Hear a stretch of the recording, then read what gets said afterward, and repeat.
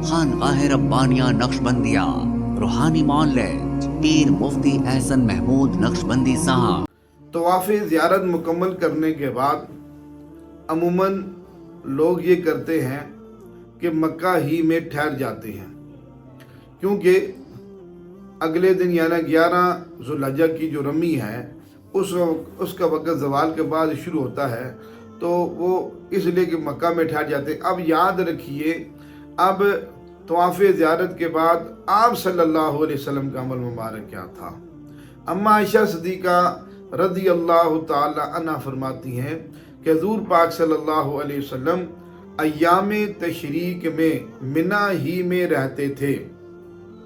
طواف زیارت مکمل فرما کر آپ منا میں تشریف لائیں، اور جتنے ایام تشریق کے ایام تھے آپ صلی اللہ علیہ وسلم نے منا ہی میں گزارے۔ اس لیے جب آپ صلی اللہ علیہ وسلم نے ایام تشریق کے دن منا میں گزارے تو ہمارے لیے حکم کیا ہے کہ ہم بھی منا ہی کے اندر رہیں۔ اس لیے علماء نے لکھا ہے کہ مکروہ بھی اور خلاف سنت بھی ہے کہ آپ ایام تشریق کی کوئی رات بھی مکہ کے اندر گزاریں۔ حضرت ابن عباس رضی اللہ تعالیٰ عنہ کے بارے میں آتا ہے کہ آپ رضی اللہ تعالیٰ عنہ لوگوں پر سختی فرماتے تھے اور ان کو اس بات کی کہ کوئی شخص بھی حرم کے اندر مکہ یعنی مکہ کے اندر کوئی شخص رات نہیں گزارے گا۔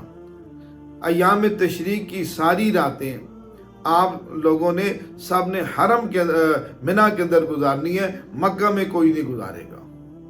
اس لیے حاجی حضرات تھکے ہوئے ہوتے ہیں، تھکاوٹ کی وجہ سے سستی ہو جاتی ہے، اور وہ رات بھر واپس طواف زیارت کرنے کے بعد واپس حرم منا جانے کی بجائے اپنے ہی ہوٹلوں میں ٹھہر جاتے ہیں، جو کہ مناسب نہیں اور خلاف سنت ہے۔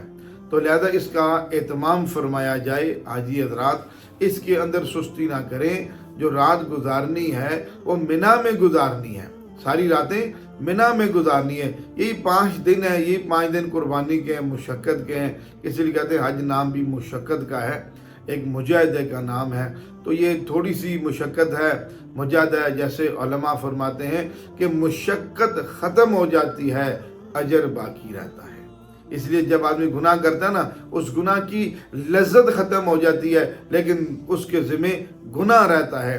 اس لیے ہمیں جو مشقت کر رہے ہیں، اللہ پاک اس مشقت کو چند روزہ ختم ہو جائے گی، اس پر ریلیکس ہو جائیں گے، لیکن اس پر اجر اللہ پاک باقی رکھے گا۔ اللہ ہمیں اس پہ عمل کرنے کی توفیق نصیب فرما دے۔